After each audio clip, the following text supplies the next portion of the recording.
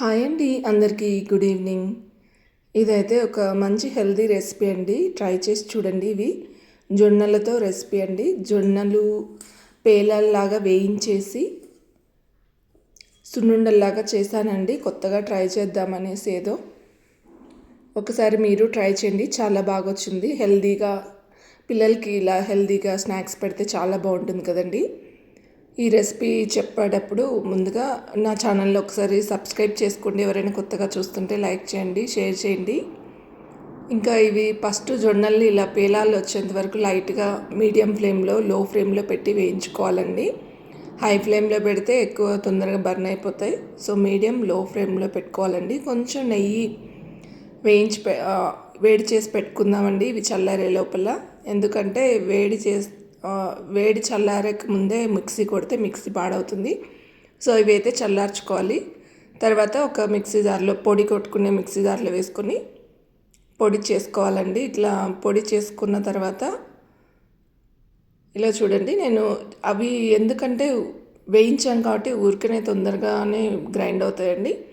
నార్మల్గా వేయించకపోతే తొందరగా గ్రైండ్ అవ్వవు, గట్టిగా ఉంటుంది. సో వేయించాము, పేలాల్లాగా ఉంటాయి కాబట్టి కొంచెం తొందరగా పొడి అయిపోతుంది, టేస్ట్ కూడా యాడ్ అవుతుంది. సో ఇలా పొడి కొట్టేసుకొని నేను బెల్లం అయితే యాడ్ చేసుకున్నానండి. జొన్నలు చాలా ఆరోగ్యానికి మంచిది కదండి. జొన్న దోశ, జొన్న రొట్టె ఇలా వెరైటీగా చాలామంది చేస్తారు. చూద్దాం, ఇలా స్వీట్ తయారు చేద్దామనేసి ఇలా చేశాను. నేను బెల్లం అయితే వేశాను. 1 కప్పు జొన్నలకి 3/4 కప్పు బెల్లం యాడ్ చేసుకున్నానండి. నేను ఇక్కడైతే చూడండి ఇలా గ్రైండ్ చేసి పెట్టుకున్నాను. గ్రైండ్ చేశాక కాస్త నెయ్యి వేడి చేసి కొంచెం నెయ్యి వేసుకున్నాను అండి. క్షమించండి, గొంతు కొంచెం బాగలేదు, నాకు గరగర అంటుంది. సో అందుకే సరి చేసుకుంటున్నా.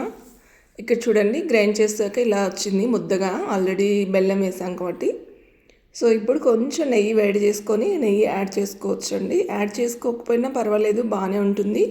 నెయ్యి లేకపోయినా అలాగే అయినా వస్తుంది. బట్ ఏంటంటే తొందరగా విరిగిపోతుందండి. కొంచెం నెయ్యి యాడ్ చేసుకుంటే కొంచెం బాగా వస్తుంది, టేస్ట్ కూడా యాడ్ అవుతుంది, ఫ్లేవర్ యాడ్ అవుతుంది.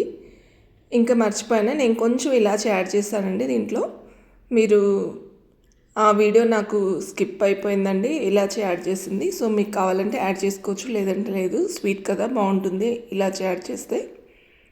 ఇంకా ఇక్కడ చూడండి ఇలా నెయ్యి వేడివేడిగా ఉంది కాబట్టి నేనైతే ఫస్ట్ స్పూన్తో కలుపుతున్నాను. ఇలా స్పూన్తో కలిపిన తర్వాత చిన్న బాల్స్ లాగా ఇలా చేసుకుంటే జొన్నలతో సున్నుండల్లాగా రౌండ్స్. టేస్ట్ అయితే చాలా బాగున్నాయండి జొన్న సున్నుండలు ఇవి. మీరు ట్రై చేయండి, నచ్చితే లైక్ చేయండి, షేర్ చేయండి, కామెంట్ చేయండి గాయస్. జొన్న సున్నుండలు అయితే రెడీ అయిపోయాయి. Thank you very much.